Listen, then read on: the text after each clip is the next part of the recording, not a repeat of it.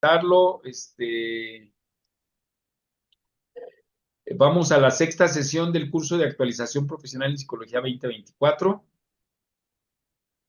Y aquí yo entiendo que tratando de ad hoc lo que va a trabajar nuestro invitado el día de hoy, aquí rescaté una reflexión de Antonio Damasio. Dice: para entender satisfactoriamente la fábrica cerebral de la mente y del comportamiento, hace falta considerar su contexto cultural y social.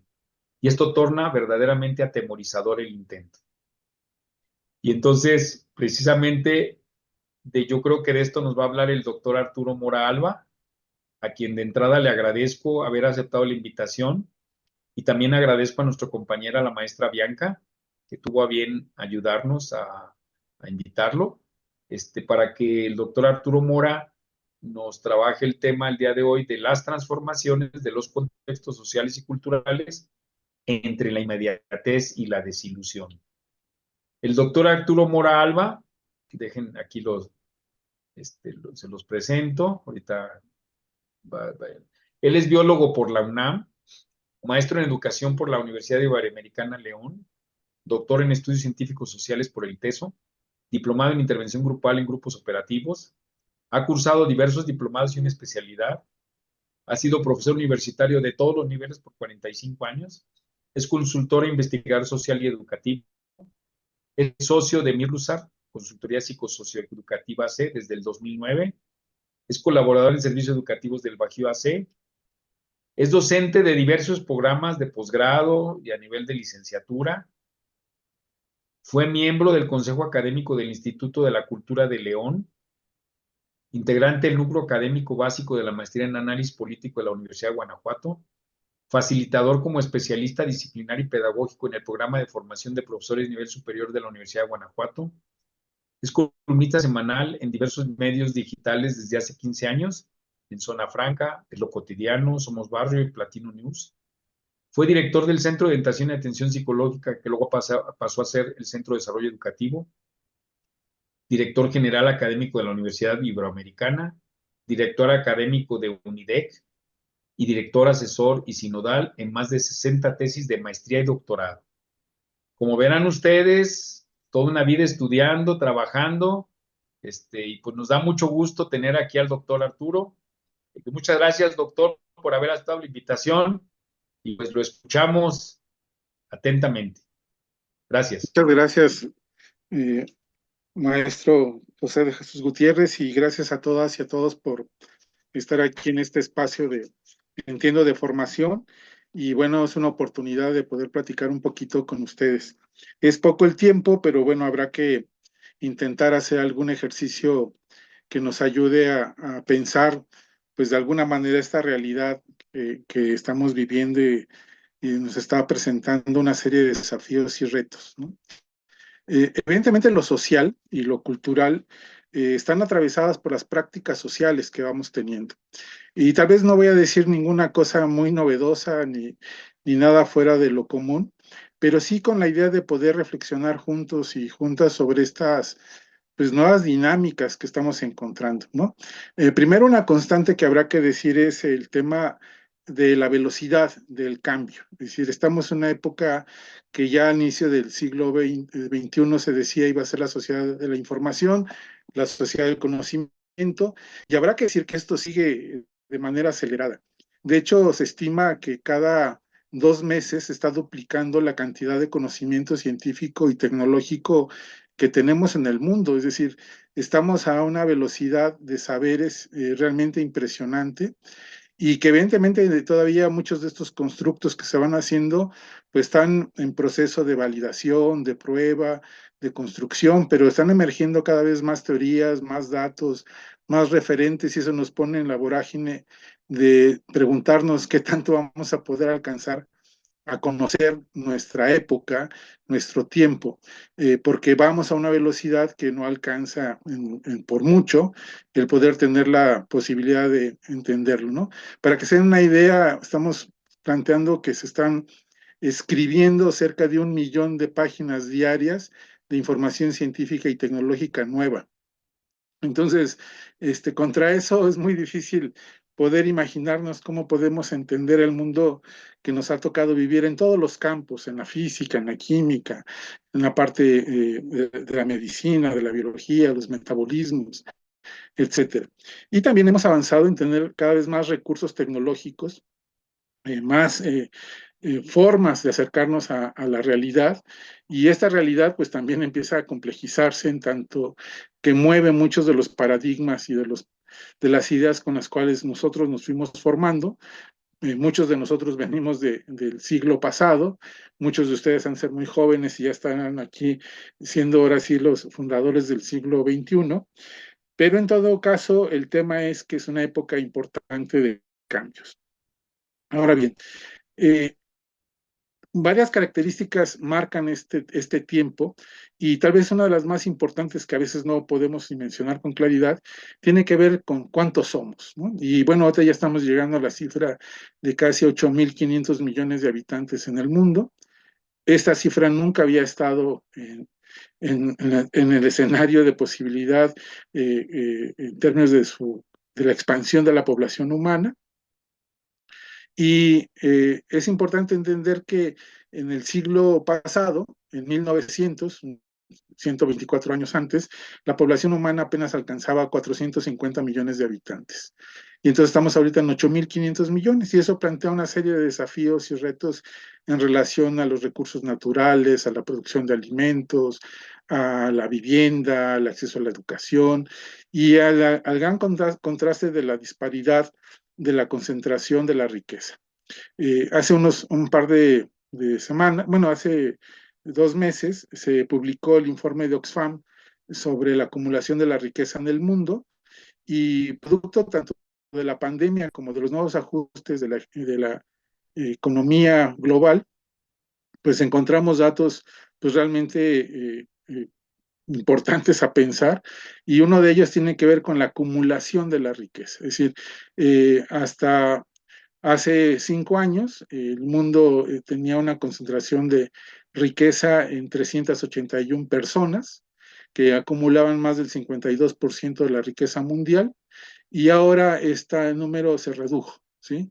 Y estamos hablando de 214 personas que tienen más del 53% de la riqueza total del planeta. Nunca se había experimentado un nivel de concentración de la riqueza en ese nivel, y por lo tanto, pues el resto de consecuencias en relación a la distribución de los ingresos y a la calidad de vida de la población a nivel mundial. Entonces estamos en un desafío importante, porque ya algunos pensadores como Thomas Piketty, este francés que vuelve a tomar el título del Capital para escribir y denunciar que los modelos de acumulación han llegado a un nivel de perversión que plantean cosas increíbles. Es decir, si estos multimillonarios estuvieran gastando eh, más o menos $1 millón al día, tardarían más o menos cerca de 600 años en gastarse toda su fortuna, para que vean la dimensión de esta acumulación que estamos teniendo. Y por otro lado, pues bueno, las desigualdades y las brechas sociales han crecido, y eso pues está marcando también tendencias en muchos sentidos en las prácticas del trabajo, de la relación con el capital, con la sobrevivencia, y por lo tanto también con la manera en que se está explotando o expoliando la naturaleza, donde ya hemos llegado a un punto crítico. Ustedes sabrán que en el año 2000 las Naciones Unidas convocó a un conjunto de expertos para plantearnos los retos del milenio, una serie de objetivos donde cuales los países afiliados a Naciones Unidas se comprometían a hacer acciones precisamente para plantear pues un proceso de regulación, de ajuste, de reducción de consumo, por ejemplo, de combustibles fósiles, de transformación de energías limpias, de revisar el tema educativo, el tema de la salud, etcétera, porque la fecha o la deadline que puso en ese momento el grupo de expertos de Naciones Unidas fue 2030, y estamos en el 2024. Eh, el tema del holocausto es muy factible, y además como somos más propensos a pensar siempre la tragedia y a pensar además el tema de que es más fácil imaginarnos la desaparición del planeta que, que es como una manera distópica de pensar el mundo, y de ahí que también tengamos culturalmente un crecimiento impresionante de fanáticos de los zombies, de los vampiros, de pensar que la inmortalidad se va a alcanzar ahí, porque ya la tragedia de lo real no vamos a poderla resolver. eh, pues plantea que no hemos podido llegar a un nivel de conciencia sobre los recursos naturales. Y entonces la tasa o la posibilidad de revertir de manera pronta y, vamos a decirlo con la urgencia que se requiere, pues se va agotando, ¿no? Es decir, seguimos en las prácticas de consumo y eso pues va a plantear un dilema pues para los gobiernos, para el planeta, para todo. Hay como una serie de fantasías también muy racionalistas de esperar que la tecnología sea la que resuelva los grandes dilemas de la humanidad. Y por ejemplo, se está planteando cosas de que pues, se mejore con la tecnología la producción de alimentos, que se incremente, no sé, los sistemas de producción o reproducción de ganado, de aves, etcétera, que alguien llegue e invente procesos muy económicos y oportunos, por ejemplo, para descontaminar el agua, que como ustedes saben, solamente el 2% del agua del planeta es dulce o potable para la vida humana y que la estamos contaminando ya en términos pues muy graves. Y se está esperando que la tecnología resuelva todo. Es decir, pareciera que ahí hay un dilema, ¿no? De hecho, hoy leía un texto muy interesante donde se planteaba que está el riesgo, por decirlo así, de que la inteligencia artificial se convierta en el nuevo Dios, ¿no? De todos nosotros, porque vamos a estar esperando que la tecnología nos resuelva. La inteligencia artificial nos resuelva los dilemas que no hemos estado resolviendo desde el lado científico, pero sobre todo desde el lado moral, ¿no? Es decir, no se trata de no saber qué tenemos que hacer, sino el problema es que no hacemos lo que tenemos que hacer y eso está limitando muchas de las condiciones que están ahí. Ahora bien, en ese contexto, pues tenemos también una serie de procesos globales donde hay una serie de conflictos internacionales que precisamente responden a las lógicas de los recursos naturales y del poder y que vemos, pues de alguna manera ya de manera naturalizada, pues una serie de conflictos en todos lados del planeta, ¿no? Desde cuestiones de violencias locales, situaciones del crimen organizado, situaciones de mafias en muchos de los países en desarrollo, por ejemplo, todos los conflictos militares y de guerra en África subsahariana, las tensiones en Europa a partir de lo de Ucrania y Rusia, el caso nuestro que estamos viviendo que va a ser una bomba de tiempo en términos de los migrantes que siguen llegando a México para querer ingresar a Estados Unidos y ya estamos viendo las posturas y posiciones de los candidatos en Estados Unidos a la presidencia. Y bueno, podríamos mencionar ahora sí que cientos, y si no es decir que miles de los conflictos locales que van desde peleas por una frontera, por peleas por un recurso natural, peleas por diferentes temas, ¿no? El conflicto se convierte hoy en una condición de negocio, y habrá que decirlo así, las crisis de los países desarrollados como Estados Unidos, pues han apostado otra vez al tema de la economía de la guerra, porque como saben, pues cualquier guerra implica pues la producción desde balas, tanques, uniformes, abastecimiento, etcétera, ¿no? Y que, bueno, Estados Unidos lo ha practicado como una forma regular de impulsar su economía, porque además hoy es uno de los países o el país más endeudado del mundo, con una economía interna muy frágil, con una deuda de consumidores de varios cientos de billones de dólares y también con procesos internos muy dramáticos de crecimiento de la pobreza, ¿no? Es decir, poco se dice, pero en Estados Unidos solamente el 1% de la población es la multimillonaria, esta es que tiene 1 millón o más de dólares. Estados Unidos tiene una población ahorita de más o menos 340 millones de habitantes y tendríamos que decir que Estados Unidos ahorita tiene cerca de 65 millones de estadounidenses en condiciones de pobreza extrema. Se dice poco, pero Estados Unidos está viviendo una de las crisis económicas más importantes y que su modelo pues es inevitable que tenga estos desfases de concentración de la riqueza. Bueno, entonces, podríamos ir mencionando muchas cosas. También hay que decir que hay un elemento que empieza a ser un poco, vamos a llamarle ruido social y político, porque en el mundo están creciendo las posturas más asociadas a los regímenes de derecha, a las versiones fascistas más conservadoras. El crecimiento de los partidos nazis en Europa está a la alza, los partidos de ultraderecha están haciendo pues una capitalización del miedo, una capitalización de alguna manera de ciertos valores que se pensaban que estaban socializados, basados en materias de Sí. derechos. Hay toda una campaña en contra de los derechos humanos en el mundo y cuando se le pregunta a la población, por ejemplo, de América Latina, de que si prefiere un gobierno democrático a un gobierno autoritario, estamos encontrando que cerca del 72% de la población en encuestas abiertas, por ejemplo, que hace el Latinobarómetro, están diciendo que el 72% quieren que sean gobernados por gobiernos autoritarios. Y si esos gobiernos les garantizan seguridad y trabajo, adelante. Es decir, la democracia no está siendo un modelo de aspiración para la población.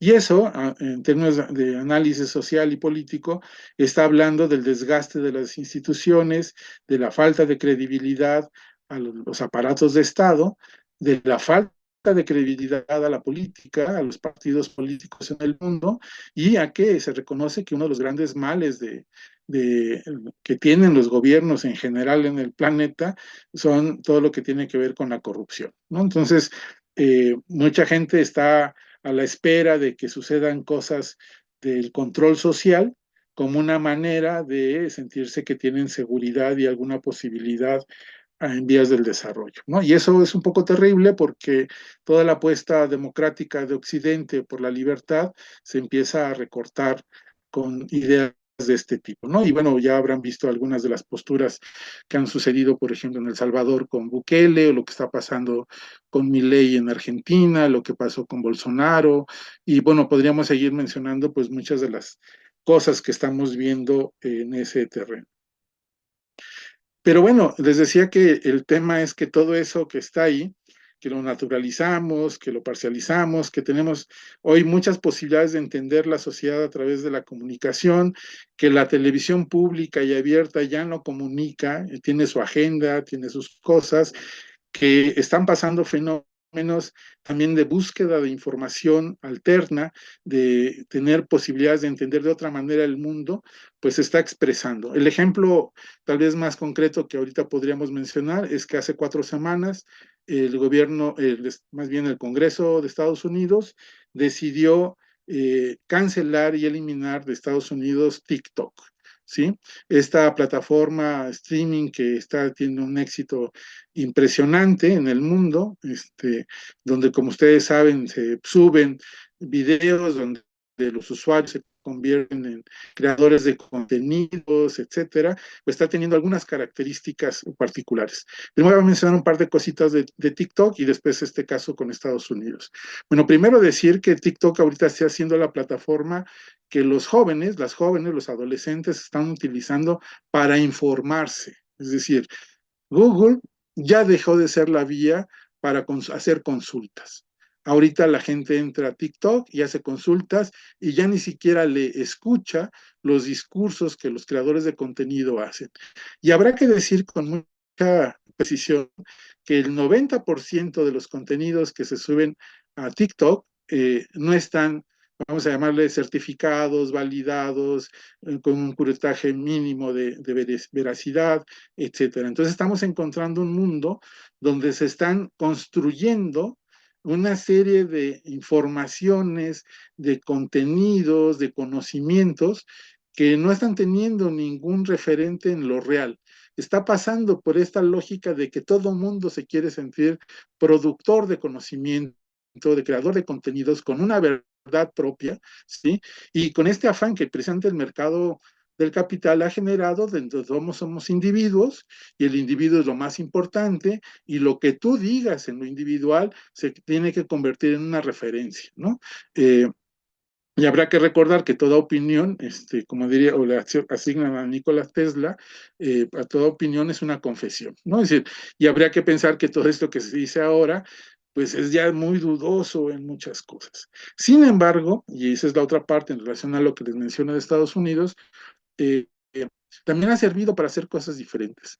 El gobierno norteamericano decidió cancelar la plataforma de TikTok, que es China, primero, habrá que decirlo, que como toda plataforma, pues se tiene su algoritmo para que se conozca cuáles son nuestros gustos, qué consumimos, qué vemos, qué reels consultamos, etcétera, y va haciendo perfiles como lo hace Google, lo hace Facebook, lo hace Twitter, lo hace Instagram, todas estas plataformas que lo que hacen es precisamente generar algoritmos para generar bases de datos, para establecer targets de mercado, para establecer estrategias que direccionan criterios, opiniones, generan pues una dinámica social a través del mercadeo que se genera por el uso de estos perfiles que nosotros consentimos y validamos al estar entrando en estas redes sociales.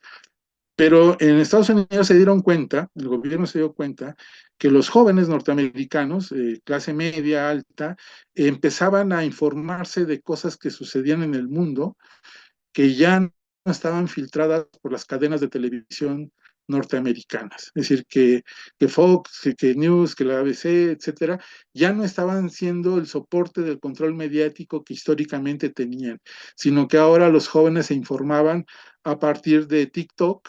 Y una de las cosas que les alertó muchísimo fue que en esta política, con el caso de Palestina, y, bueno, todo lo que ha sido la ocupación de Israel de Palestina y estos últimos momentos críticos desde el 30 de octubre para acá, eh, pues resulta que el gobierno controlaba toda la información que se presentaba en medios y se presentaba siempre al pueblo de Israel, sin demeritar al pueblo de Israel, sino al gobierno de Israel, como siendo víctimas de los ataques de Hamas y de todas estas cosas, ¿no?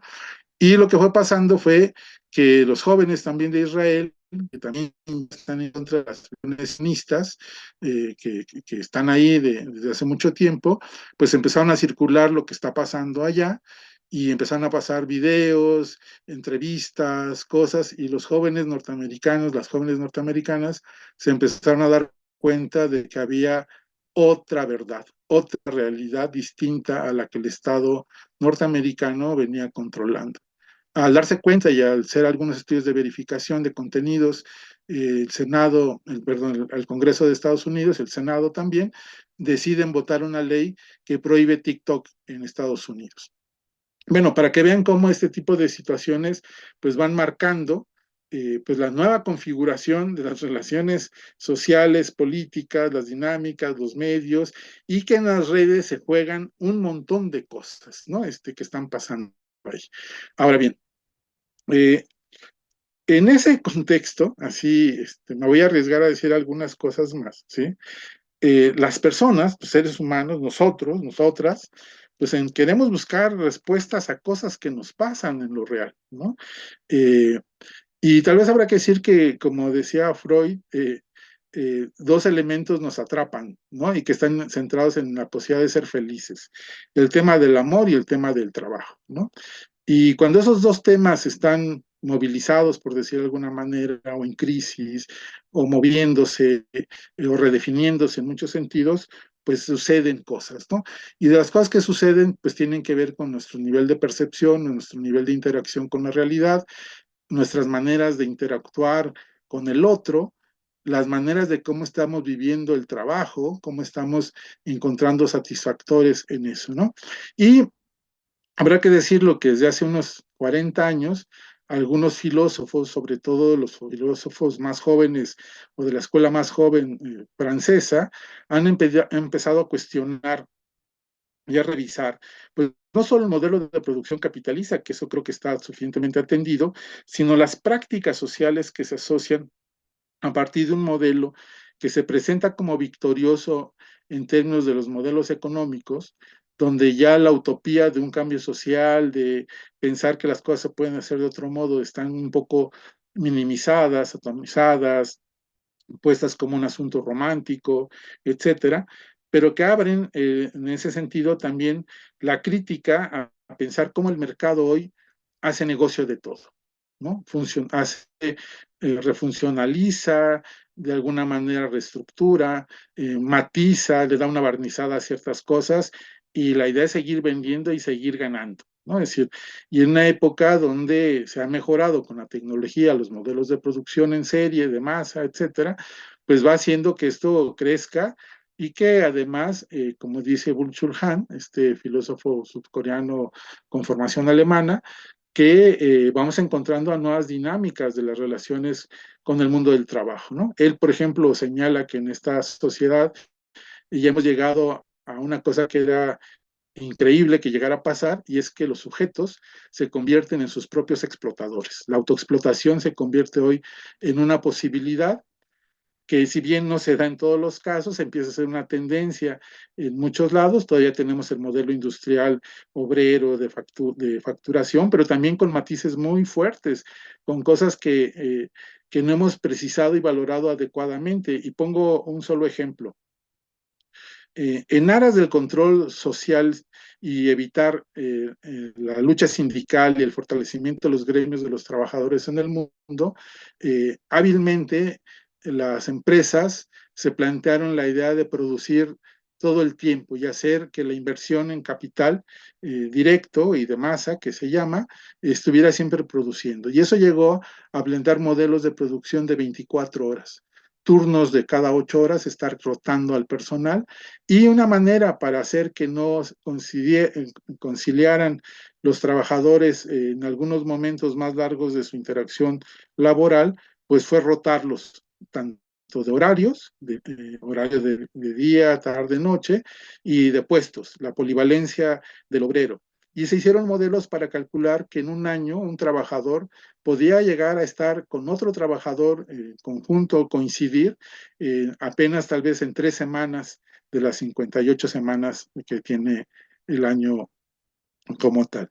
¿Y qué pasaba en el mundo del trabajo? Pues en el mundo del trabajo, que es el segundo lugar más importante de socialización, donde muchas personas se conocían, se hacían compadres, jugaban en equipos de fútbol, hacían una vida social, conocían a sus parejas, lo que ustedes quisieran que pasara, pues se desactiva, ¿no? Se desarticula, y entonces entramos a la serialidad del trabajador, donde ya no tienen mayor vínculo, se concentran solamente en la empresa y ya. Y después eso no lo evaluamos en términos de qué pasa en las familias que tienen estas dinámicas, ¿no? ¿Qué sucede con una familia donde ella o él trabajan y tienen que estar rotando turnos, por ejemplo? ¿Qué pasa con la crianza? ¿Qué pasa con el modelo de escuela que sigue siendo fijo? Es decir, no se mueve el modelo de escuela para los papás como tal, se mantiene rígido y tienen que ajustarse y crear condiciones muy especiales y de mucho esfuerzo para poder compensar,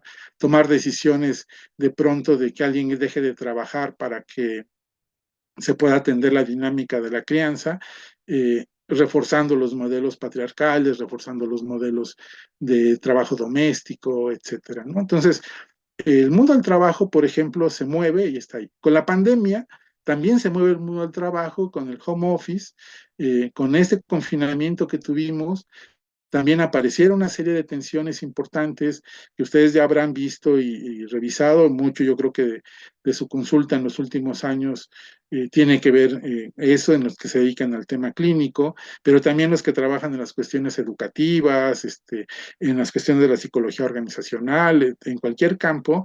Vimos los efectos de alguna manera inmediatos de la pandemia, ¿no? Con el cambio en las dinámicas de relación, con la emergencia de las violencias, con la aparición de ese mundo real de la pareja que de pronto ya estando en el confinamiento no se conocían, donde no teníamos recursos para manejar la comunicación, el conflicto, para manejar la tensión de estar resguardados y confinados, de no tener recursos socioemocionales para poder hacer interacciones sanas con los hijos y con las consecuencias también ya ahora educativas, ¿no?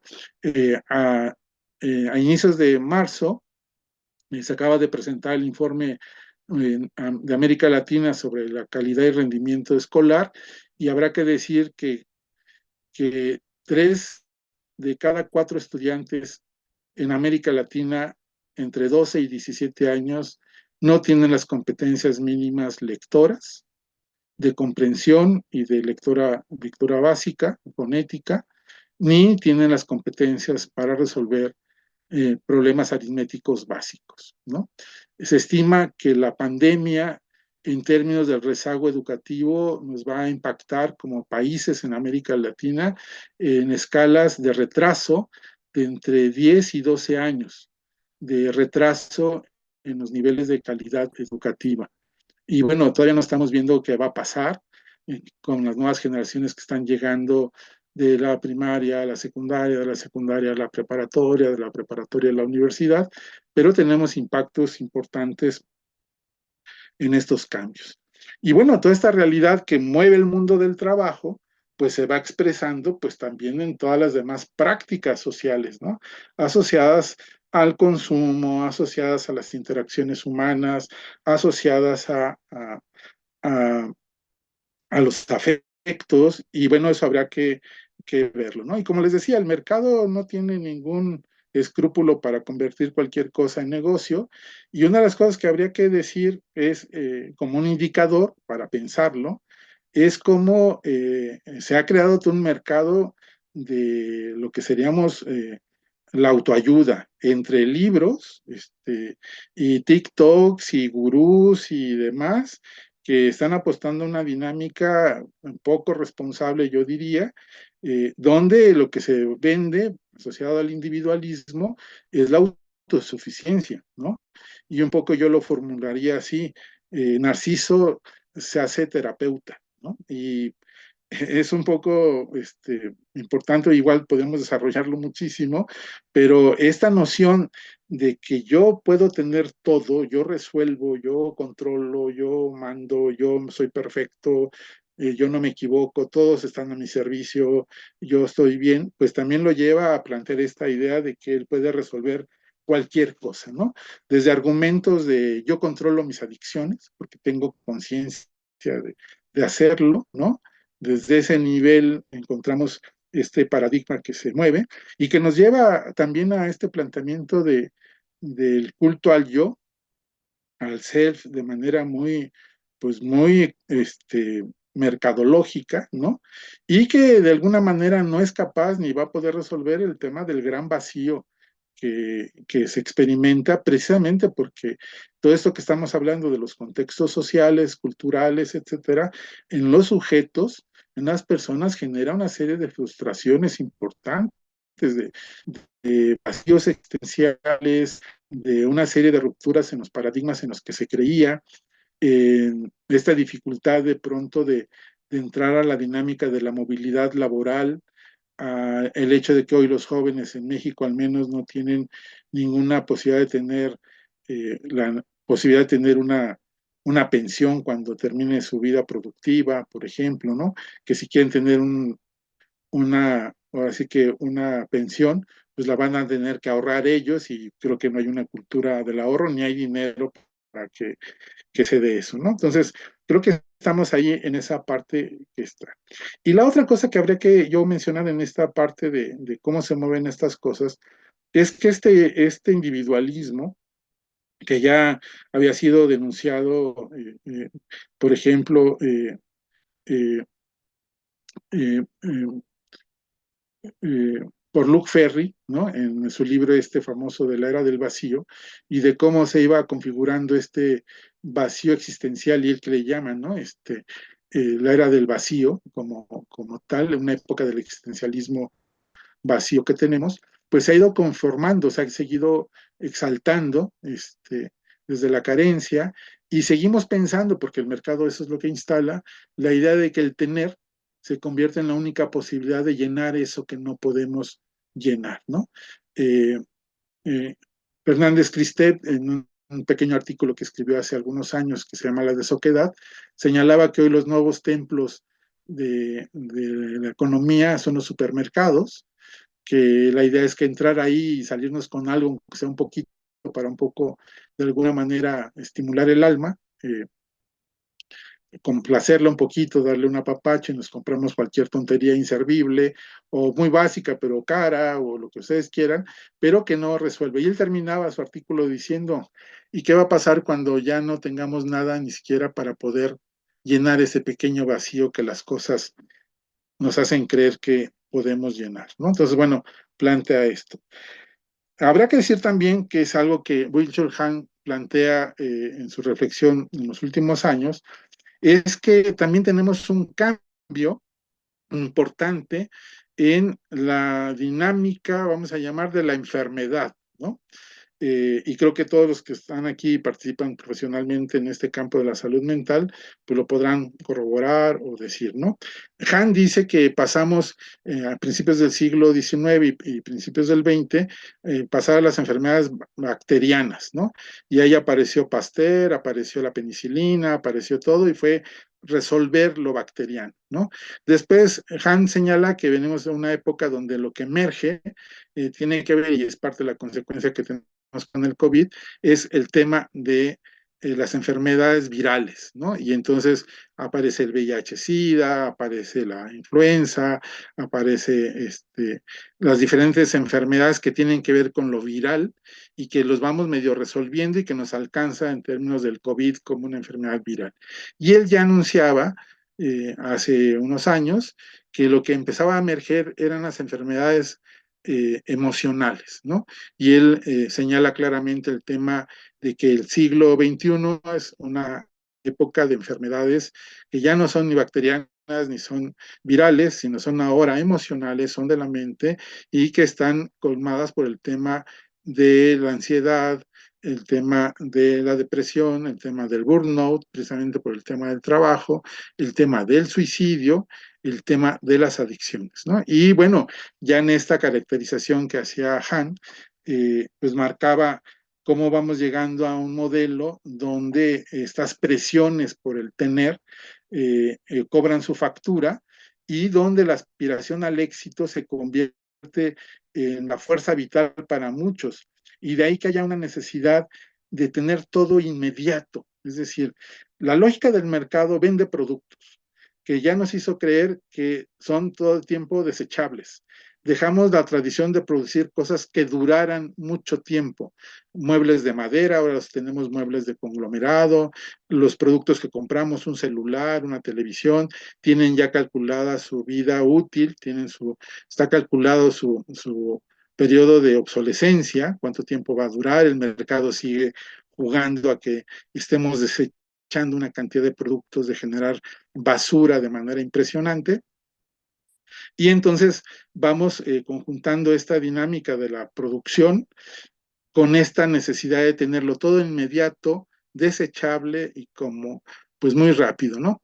Edgar Morin, este filósofo francés que ya tiene 101 años de edad, que sigue ahí diciendo alguna cosa muy importante, decía que llegamos a un momento en donde ya hasta masticar se convierte en algo que hay que evitar, ¿no? Y entonces hay que comer o tomar embutidos, donde se aprietan solamente bolsitas con el alimento, tipo astronautas, donde ya morder una manzana ya es como es posible, mejor un puré. Vamos, él decía hasta irónicamente, hasta servirse una cerveza, destaparla y ponerla en un tarro, ya es algo que es pérdida de tiempo, hay que tomarlo de la botella, ¿no? Inmediato, porque la velocidad está ahí. Y la idea de que el tiempo es oro, se mete ahora sí en el ADN de la cultura de mercado y todo el mundo está en la lógica de más bebidas energéticas, gimnasios de 24 horas, alimentos sanos, complementos vitamínicos, proteínas sintetizadas, batidos para generar masa muscular, el cuerpo empieza a ser también retrabajado culturalmente y las nociones de belleza, de estética, el dimorfismo corporal se empieza a atacar, hay una cultura de gordofobia que se ataca, hay una tensión emocional puesta en los alimentos, hay un montón de cosas que el mercado sigue presionando para generar consumo. Y entonces aparecen los veganos y vale 30% más ser vegano, y salen los lacto-ovo-vegetarianos y cuesta más ser lacto-ovo-vegetariano, y aparecen los de la dieta del Mediterráneo y entonces cuesta 40% comer de esa manera. Y el chiste está en que entendamos que el mercado va a hacer todo lo necesario para convertir todas nuestras necesidades básicas y banales o ficticias o instaladas o impuestas eh, lo más caro posible para poder ganar. El tema del capital es que siempre va a querer ganar, ¿no? Por ejemplo, vamos a poner algo muy simple. Ahorita el mercado nacional en términos de producción de zapato tradicional de cuero y todo está en crisis porque el mercado chino de expansión del zapato hace que llegue zapato muy barato y todo el mundo sabe que el zapato chino va a durar 2, 3, 4 semanas, tal vez 3 meses, ¿no? Y hay que desecharlo. Pero eso es mucho más barato comprarte 5, 6, 7 pares de zapatos chinos que un zapato de calidad determinada o que dure más, ¿no? Entonces el tema también de confrontar la calidad contra lo barato se convierte en una nueva dinámica que está generando más basura, evidentemente, pero también una movilización económica que pega a las dinámicas de pensar que las cosas deben de durar. Entonces el tema de la inmediatez está ahí. Y eso cruza las relaciones humanas también. La inmediatez pasa por querer relaciones humanas totalmente felices, plenas, gozosas, placenteras, sin ningún conflicto, etcétera, y con una gran postura por huir al conflicto, por huir a la relación humana profunda, por aclarar lo que deseamos, por preguntar adecuadamente qué queremos, y entonces también el mundo de las relaciones humanas, de las parejas, que se atraviesa con el conjunto de nuevas tensiones en relación a las identidades y orientaciones sexuales, pues hace un caldo de cultivo para que estemos en puntos de conflicto, riesgo, ansiedad, preocupación, neurosis agudas, profundas, exaltación de las histerias, lo que ustedes quieran, ¿no? Es decir, se convierte en un caldo de cultivo impresionante por estas demandas que se están presentando. Terminaría diciendo, para abrir un espacio chiquito de preguntas, si quieren, pues algunas cosas como tendencias en lo general, ¿no? Primero, estamos viendo eh, una sobrepreocupación por los niños y las niñas en la crianza, pero con serias dificultades de cómo hacerlo con los padres. Padres jóvenes, no solo en la lógica de descalificar la idea de que sean millennials, sino de que con dificultades reales para establecer interacciones de crianza positiva, hay una sobreprotección. Luc Ferry, este filósofo francés, plantea que hoy tenemos papás helicópteros, papás que están sobreprotegiendo a niños y niñas. Hay una distorsión ahí de la condición de ser papá, de ser mamá, cuando se tiene 1 o 2 hijos máximo, y hay un tema que habría que reflexionar y pensar ahí. También se han incrementado el tema de diagnósticos que habría que pensar muy bien de niños y niñas que muy rápidamente son diagnosticados con TDAH o con cualquier otra condición. Hay una, vamos a decir, como una especie de manera muy rápida de llegar a que niños genios, niñas genio y niños con TDAH y con cualquier otra cosa que les agreguemos porque no sabemos qué hacer con los niños y las niñas están ahí. Una segunda cosa que está apareciendo tiene que ver con el tema de la adolescencia. Las adolescencias se están moviendo, se están amplificando. De hecho, hay algunos autores que ya hace unos años hablaban del síndrome de Peter Pan y de Wendy, de estos de estar en la tierra del nunca jamás, de no crecer, pero que ahora ya estamos planteando cosas importantes, ¿no? Padres que se pelean con sus hijos adolescentes por los videojuegos, ¿no? Porque no tienen la televisión para jugar. Hay una idea de que la adolescencia está llegando a una adolescencia sin fin, ¿sí? Y lo estamos viendo con patrones de jóvenes de 26 a 30 y tantos años que siguen viviendo con sus padres, que no quieren que generen ningún compromiso, noviazgos larguísimos, en donde hay noviazgos de 8 o 10 años, y no hay ninguna idea de formar una pareja. Hay una recomposición también de las relaciones, también un poco como lo plantea Luciano Lutero, el tema de adiós al matrimonio. De hecho, por ejemplo, el Consejo Nacional de Población de México establece que para el 2050 eh, más o menos el 90% de las parejas se habrán divorciado, ¿sí? Y bueno, es un dato muy interesante y revelador de lo que está pasando con el modelo institucional de familia, de pareja, etcétera, ¿no? Por otro lado, lo que estamos viendo también como tendencia entre esta adolescencia y juventud tardía que se están dando, pues es la cantidad de contactos frágiles, ¿no? De la volatilidad en los vínculos, ¿no? En la apuesta por las relaciones efímeras. Y de ahí podríamos constatar, y habrá que estudiar mucho lo que sucede en redes sociales, donde pues hay interacciones de todo tipo y estos nuevos criterios o estas nuevas definiciones sobre interacciones intensas y después desaparecer el ghosting o cualquier otro de los formatos que estamos viendo, pues empiezan a ser presentes, ¿no? Eh, Habrá que decir también que en todo este movimiento que estamos viendo socialmente de cambio, pues aparece también el tema de los chismos, que habría que plantear como todavía una tendencia mundial grave en términos de su presencia, no solo desde la lógica patriarcal del poder, sino de las prácticas culturales. Acabamos de ver situaciones de violencias contra niñas, de violencias en la calle, de cómo hoy con los celulares se pueden filmar agresiones a mujeres. Ahorita está de moda en Estados Unidos el tema de agredir a mujeres pegándoles en el rostro, ¿no? De manera muy severa, ¿no? Y está como una tendencia, como si fuera una especie de epidemia que está recorriendo las ciudades del mundo, donde la gente muchas veces asociadas a situaciones de pobreza, drogas, desempleo, etcétera, están agrediendo a mujeres especialmente en el rostro, ¿no? Habría que ir viendo cómo se va presentando esta parte. Pero bueno, en esa parte aparecen dos tendencias, todo lo que estamos viendo de los nuevos feminismos, eh, con todo su rango y variabilidad, y también lo que está apareciendo con los varones, con las nuevas masculinidades, y ahí hay como una serie de indefiniciones y de cosas a revisar, ¿no? Desde, como dice Lutero, galanes inmaduros, desde que desaparece la idea de sí al amor, pero después al temor y después a la huida, ¿no? A una dinámica muy constante de ese tipo de cosas, y donde la pareja hoy se convierte también en un síntoma, ¿no? Es decir, de hecho, Lutero dice que antes en la consulta psicoanalítica se preguntaba por qué la gente se separaba y ahora la pregunta es por qué la gente sigue junta, ¿no? Es decir, y eso es algo que habría que ir pensando.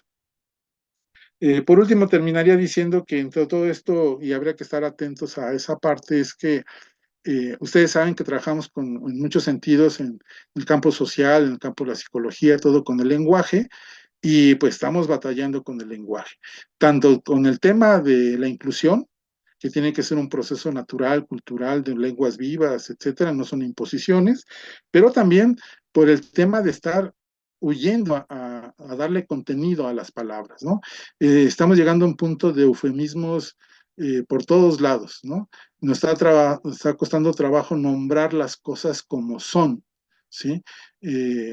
Eh, y eso está planteando también pues toda esta discusión del significado y el significante del lenguaje, de lo que representa en nuestras dinámicas, pero bueno, pongo algo rápido, ¿no? Ya no hablamos de presos, hablamos de internos, ya no hablamos de adulterio, hablamos de poliamor, ya no hablamos de el aborto, por ejemplo, hablamos de interrupción voluntaria del embarazo, vamos, ya no hablamos de pobres, hablamos de personas en condiciones de vulnerabilidad o carencia. Es decir, hemos estado generando una serie de huidas a la realidad que debería ser parte de lo que debemos de preguntarnos.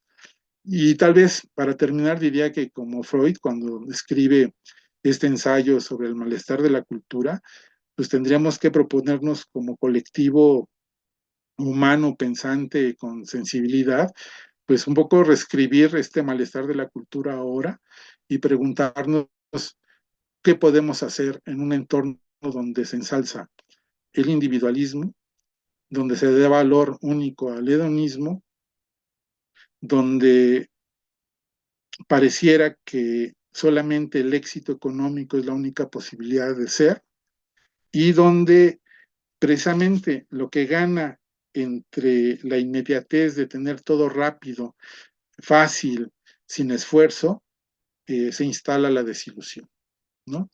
Y no hay nada más duro en todos los términos, vamos a decir, de la vida cotidiana, que es la desilusión, porque lo real siempre se va a imponer y si nosotros no tenemos recursos para estar en lo real, ¿sí? Más allá de lo simbólico, de lo imaginario, siguiendo el esquema de Lacan, pues lo real siempre nos va a avasallar y va a ser lo que está sucediendo, ¿no? Que tengamos respuestas todavía hoy muy primitivas, poco dialógicas, centradas en el conflicto y en las violencias, y con poca esperanza en el futuro. Bueno, con eso terminaría y no sé si quisieran hacer alguna pregunta o comentario.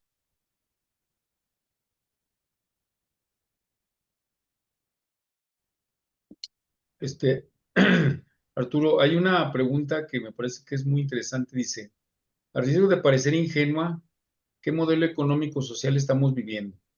Entre tanto concepto que se maneja, es confuso saber si es neoliberal, globalizado, progresista. Y otra pregunta, bajo este actual contexto tendiente a idolatrar al individualismo, ¿se podría decir que el contexto genera y o potencia personalidades narcisistas? Además de que se cultiva la impulsividad y conductas adictivas por la tendencia a la inmediatez y a la urgencia de lo placentero. Hay una corriente cultural interesante que se llama movimiento slow, que se Uh -huh. enfoca en meterle freno a este ritmo vertiginoso de vida. Valdría la pena revisarlo entre muchas cosas. Muy interesante su exposición, mucho que pensar y repensar. Muchas gracias. Gracias. Pues mira, sobre el tema del modelo económico, yo te diría que es una ensalada, ¿no? Eh, en términos estrictos, vamos a decir que ahí estamos en un capitalismo de mercado que tiene muchos matices y que tal vez el único modelo distinto a nivel global sería el caso de China, que es un modelo muy singular de capitalismo de Estado, donde la economía central tiene un papel importante y donde la planificación central tiene un control importante, ¿no? China es el país que ha venido creciendo a una tasa del 20% anual del Producto Interno Bruto, ningún país lo ha hecho, y China ha sacado en los últimos 25 años a más de 800 millones de chinos de la pobreza. Y estamos hablando de una población, de un estado, una nación que tiene 1.400 millones de habitantes, ¿no?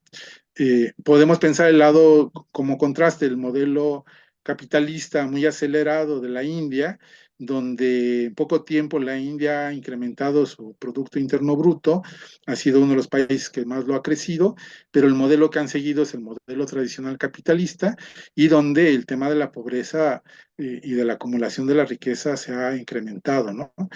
En la India, Nueva Delhi y las ciudades más importantes, pues tienen modelos de ciudades, por así del primer mundo, ¿no? Con un porcentaje de población de un cerca de 18 a 20% que tienen estándares de vida como si estuvieran viviendo en Ámsterdam o en Tokio, ¿no? Es decir, y bueno, el resto de la población, que son un poco más de 1.600 millones de personas, pues en condiciones de pobreza. En México yo te diría que estamos teniendo un modelo mixto de transición. México no, como todos los países occidentales que están en la lógica del capital, pues tiene algunas políticas públicas que ha hecho a través de lo que sería los programas sociales, estos programas universales de adultos mayores, de becas, etcétera, como maneras de distribución, pero el modelo es totalmente, vamos a llamarlo así, liberal, ¿no? Eh, López, el presidente eh, Andrés Manuel, eh, pues ha mantenido una política liberal y de hecho los datos macroeconómicos que tenemos para estos días, pues así lo demuestra, ¿no? Por ejemplo, pongo básicamente datos rápidos, ¿no? México creció el 2.3% económicamente el año pasado, tiene una inflación del 7%, es la primera vez que tenemos más de 145 mil millones de dólares en el Banco de México como reservas, somos el noveno eh, país industrializado del mundo, somos el primer socio comercial de Estados Unidos en este momento, tenemos la tasa de desempleo más baja del mundo, del desempleo abierto, lo que se llama así, y bueno, podríamos poner que los indicadores macro, por muchas razones, atienden a los códigos e indicadores de un capitalismo liberal, ¿no? Todavía hay muchos pendientes sociales, hay muchas cosas que están ahí, pero el modelo como tal es un modelo capitalista. Nos parecemos mucho más a Estados Unidos ahorita que a pensar que nos parecemos a Cuba o que nos podemos parecer a Venezuela, por decir algo como extremoso, ¿no? Somos más norteamericanos en esa condición. Ahora, esto que planteas de cómo revertir algunas cosas, pues sí, hay modelos y hay cosas que están planteando. Ya Vicente Verdú en un libro que se llama El estilo del mundo denunciaba cómo estamos metidos en el mundo de la apariencia, de la virtualidad. Ahora todo se trabaja en la idea de las emociones, el mercado vende emociones, vende ideas, vende momentos, vende experiencias, pero no vende productos, no estamos preguntándonos por la calidad del producto, ¿no? Tenemos todavía la fantasía de los mexicanos de que si pedimos una pizza por teléfono, si tarda 30 minutos va a ser gratis, ¿no? Porque fue la oferta que hizo Domino's hace unos años en su estrategia de mercadeo, y bueno, eso ya no sucede, pero la gente todavía tiene la expectativa de que si se tarda de la pizza va a ser gratis, ¿no?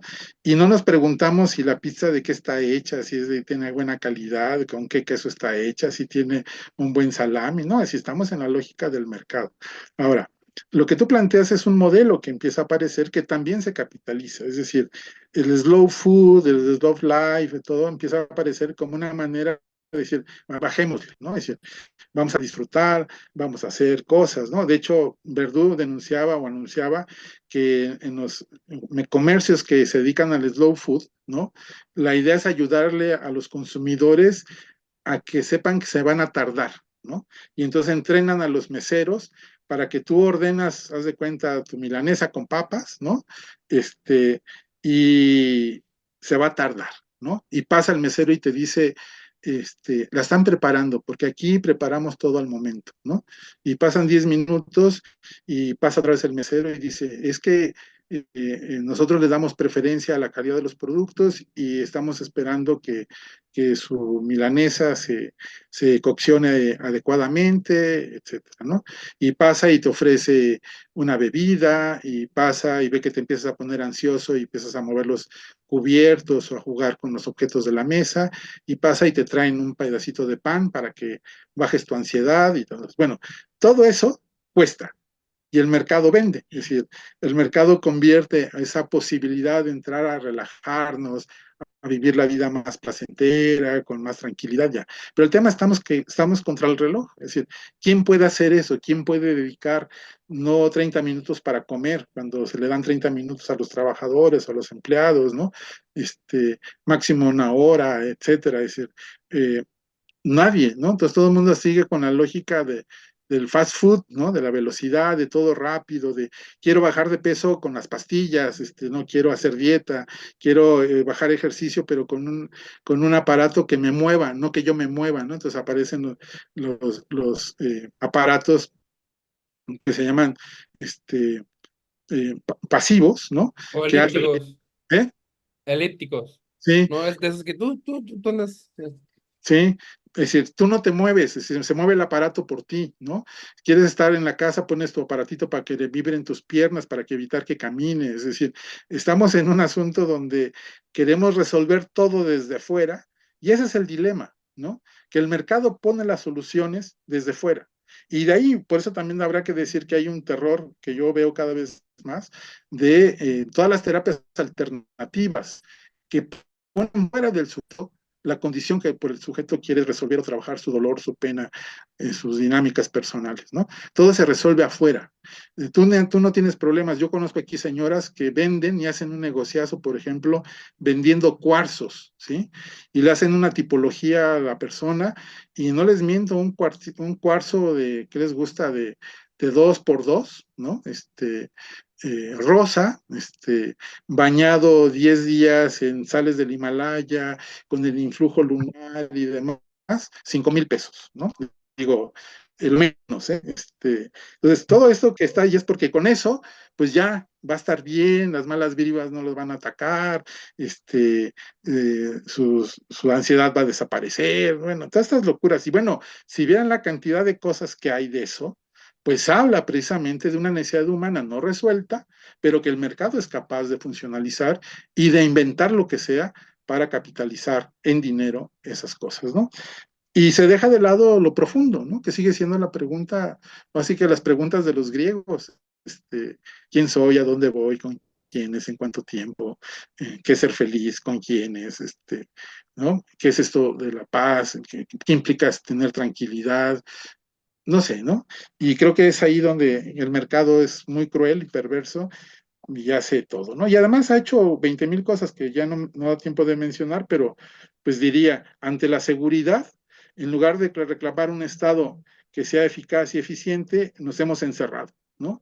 Y entonces hemos puesto dobles candados, cámaras, rejas, horarios, todo para encerrarnos y creyendo que solitos nos vamos a defender de la delincuencia, de los sucesos que van pasando, y nos vendemos la factura solitos de hacerlo. Y hay un negocio de la seguridad y somos incapaces de exigirle al Estado su responsabilidad de cuidar nuestros bienes y nuestra persona como tarea fundamental, ¿no? Pero bueno, es parte de este juego donde pues nos la creemos muy rápido todos y pensamos que somos todopoderosos. Y ahí volveré a decir que el narciso llega.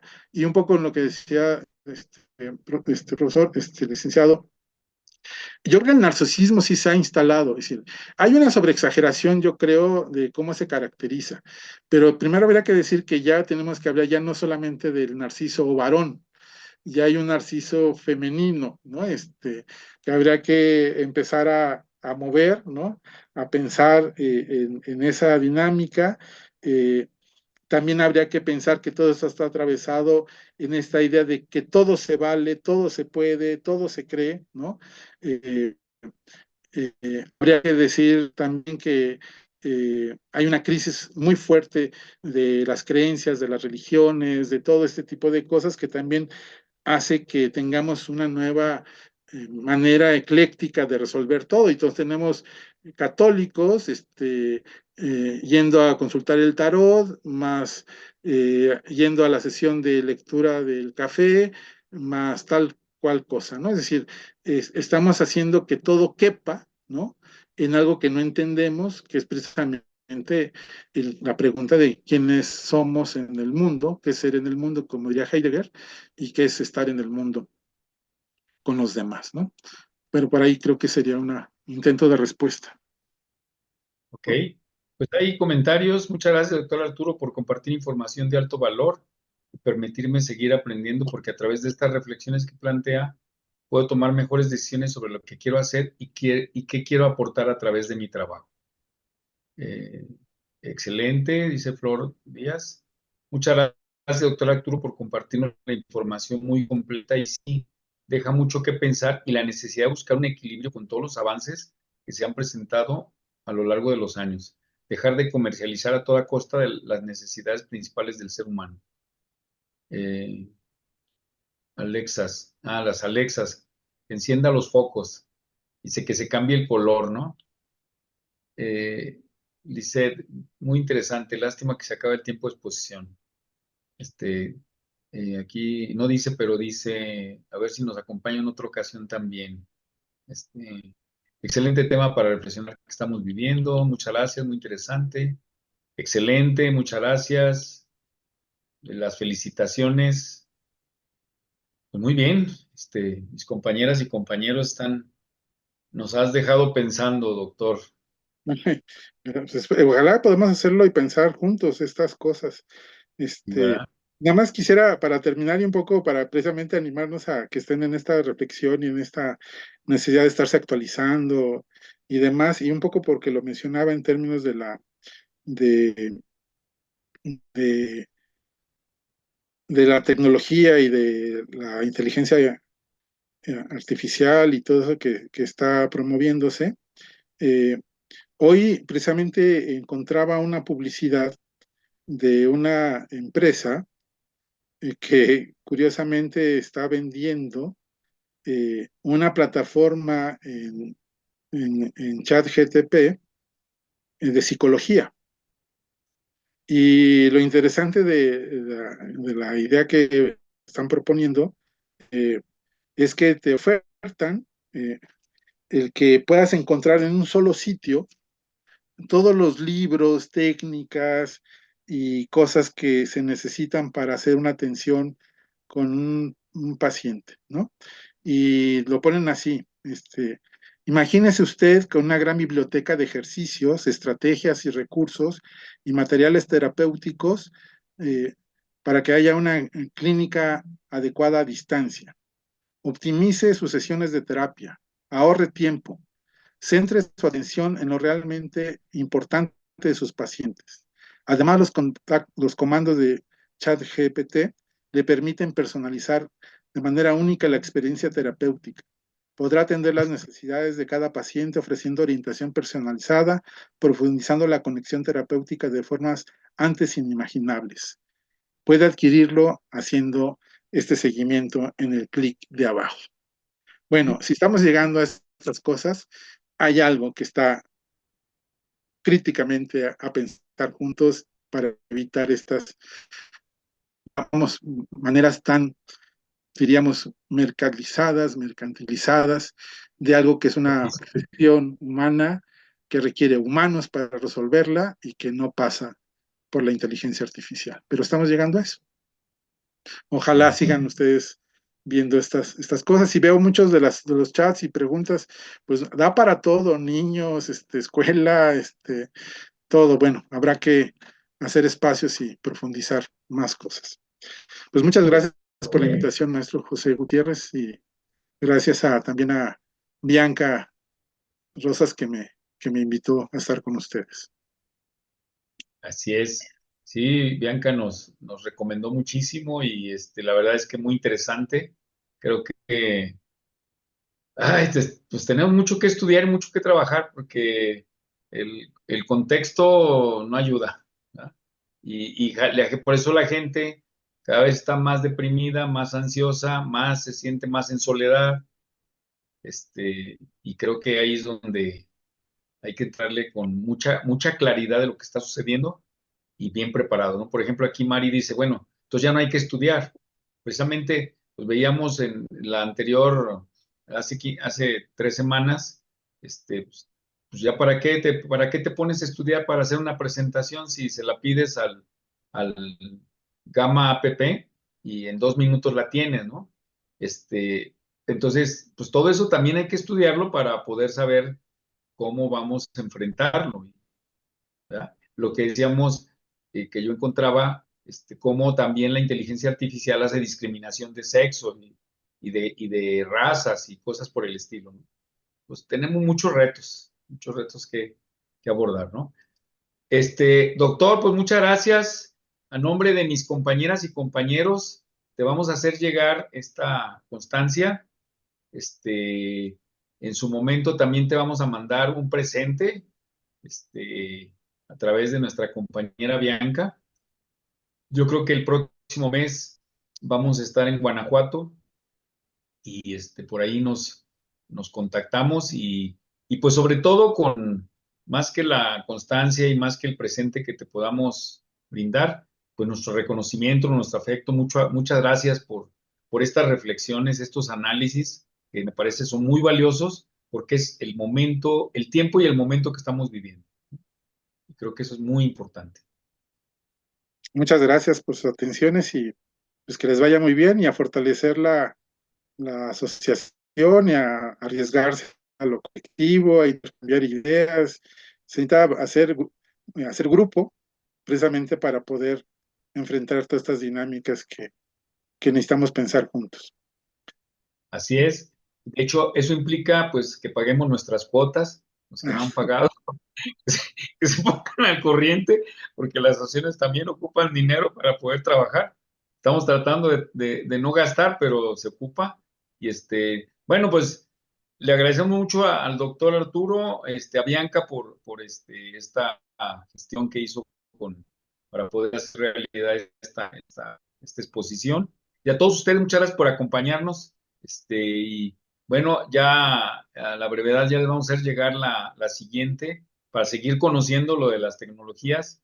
Ahora nos vamos a meter al conocer más o menos la aplicación esta de ChatGPT y vamos a ver lo de la terapia de esquemas en terapia de pareja, que es la siguiente. Y pues vamos a tener muchas actividades a partir del mes de mayo, que va a ser por el mes de las y los psicólogos. Pues muchas gracias a todos, muchas gracias, buenas noches, que descansen y seguimos en contacto. Hasta pronto. Buenas noches.